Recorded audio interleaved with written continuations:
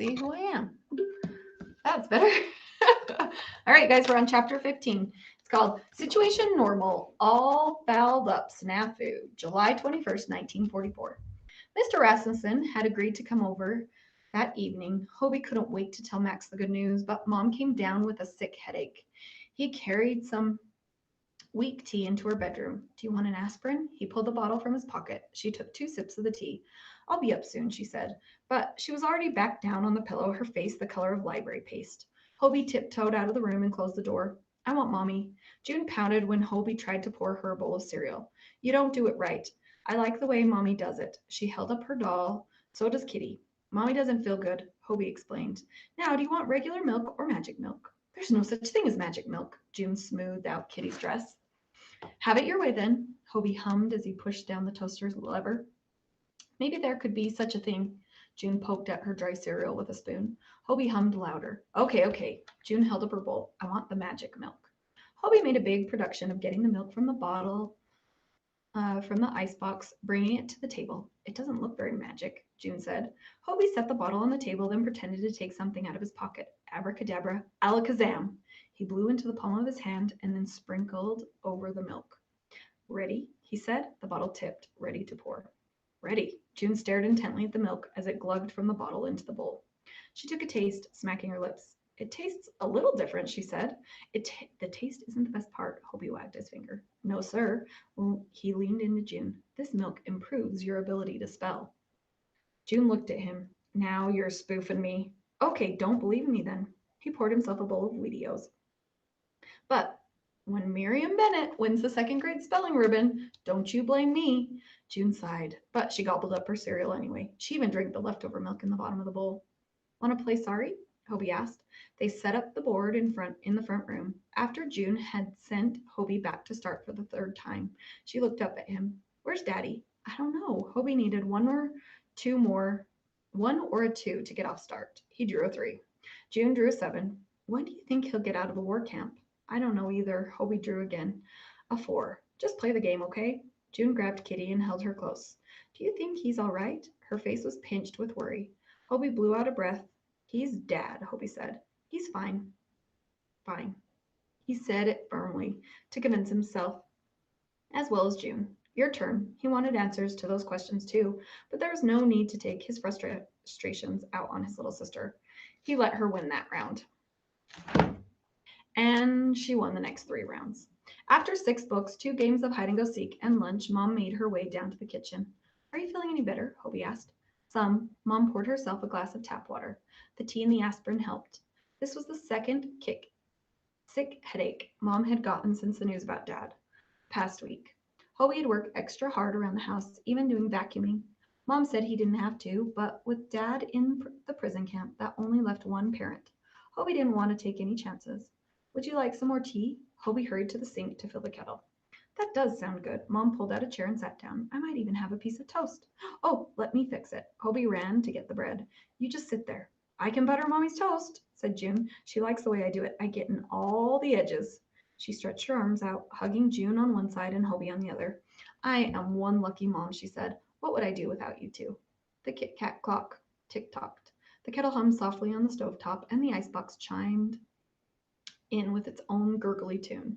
The comforting kitchen noises and the comforting warmth of Mom's hug dissolved away at least one layer of Hobie's worries. If I'd been feeling better, Mom said, I'd have told you sooner, but I got some information from the Red Cross last night, after you two went to bed. Do they know where Daddy is? June fiddled with the buttons on Mom's housecoat. Not yet, honey, but they're hopeful it won't be too much longer. But no matter where he's sent, they told me he can get as many letters and packages as we want to send him. Mom tapped June's nose with her fingertip. That means you and I better get ready to whip up some cookies pretty soon.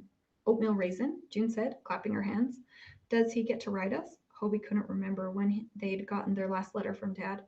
Mom clucked her tongue. Well, he's allowed to send up to 3 letters a month, she sighed. Then she released Hobie as the kettle began to whistle. The Red Cross lady said that it's up to the camp commander if the letters actually get mailed. Daddy will write us, June said confidently. Of course he will, Hobie said. He poured the boiling water into a mug and dunked the tea bag in. Mom means we might not get them, that's all. The toast popped up. June carefully spread the margarine on every edge. Mom took a bite. Delicious, she said. Thank you both for such a tasty breakfast. She blew on her tea. I've got some errands to run today. Who wants to come with me? Kitty and I do, said June. I was hoping to go over to Max's, Hobie said. I mean, if you're feeling good enough for me to go. It was just a headache, honey. She hugged him. Thanks for being such a trooper, she said. Can I go to Max's house too? June jumped up and down. Please.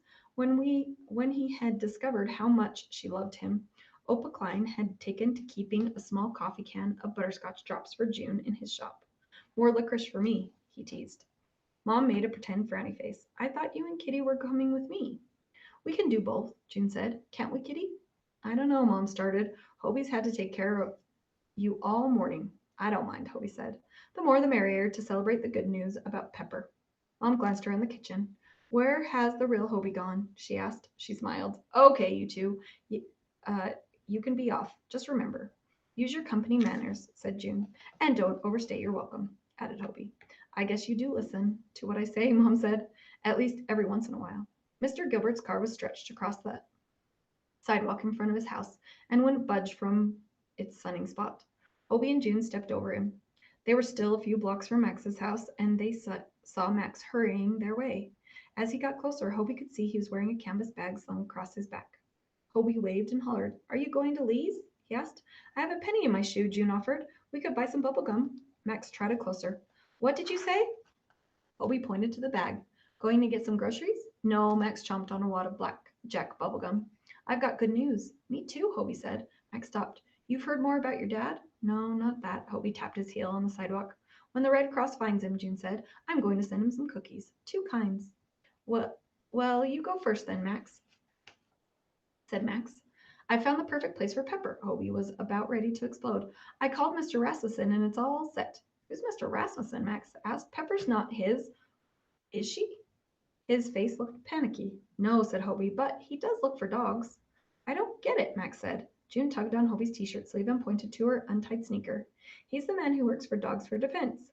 Hobie bent down to tie June's shoe. Since no one's claimed Pepper, he'll take her for the army. Max's face fell. You gave away my dog? Hobie stammered. Your dog? That's my good news. Ma said I could keep her if I paid for the food. Max tugged at the canvas sack. I got a paper route. But I didn't know. Hobie pressed his hand to his head. He was getting Mom's headache. I've promised Mr. Rasmussen. Something doesn't add up here, Max said. Why were you so quick to call him? Quick? Hobie said. It's been a couple of weeks. You were running out of time. But why him? Max asked. The army needs dogs? Hobie began. No, Max shouted so loud that June jumped. No, you need your dog, and you thought you could make a trade. Pepper for Duke. Pepper's going away. Pepper's going away? June asked. She sat on the ground and pulled her windbreaker over her head. It wasn't like that, Hobie stopped. That wasn't true. It was like that. But he only had been looking at things through his eyes, not Max's. I know what you thought. Max slapped Hobie's explanation away. Well, I thought you were my friend. He stared hard at Hobie. I should have known better. It was just because of Pepper. You were never really my friend. You never took my side against Mitch. June's cries turned to sobs. I like Pepper, she said, raising her wet face to Hobie. I'm sorry. And then you went to Marty's house and left me standing out there. Max's voice was cold and flat. Hobie took June's hand and lifted her up. I helped you with the lost dog signs. I brought you dog food. Max tugged on the canvas strap over his shoulder. That was because of Pepper, not me. Max stormed off. Why is Max so mad? June wiped her eyes with her sleeves. Oh, I don't know. Hobie started for home, but he didn't know. Wait up, June called, scampering after him. The way Max told it, it did seem kind of crummy of Hobie, like being a halfway friend.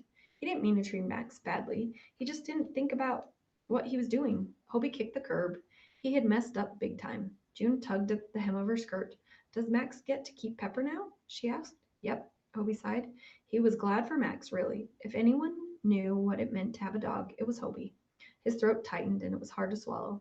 He thought about how Duke could catch that darn ball no matter how far Hobie threw it, how his soft breathing helped Hobie get back to sleep after a bad dream, and how he jumped on Mitch that day trying to save him. Hobie reached the front door before June. He opened it and let her go through. Just like that, he had to face the fact that he'd messed up with Max. He also had to face the fact that he wasn't going to get Duke back before the war was over. And if he couldn't get him back, he owed it to him to keep him safe. Before he dialed up Mr. Rasmussen, Hobie did something he should have done a long time ago.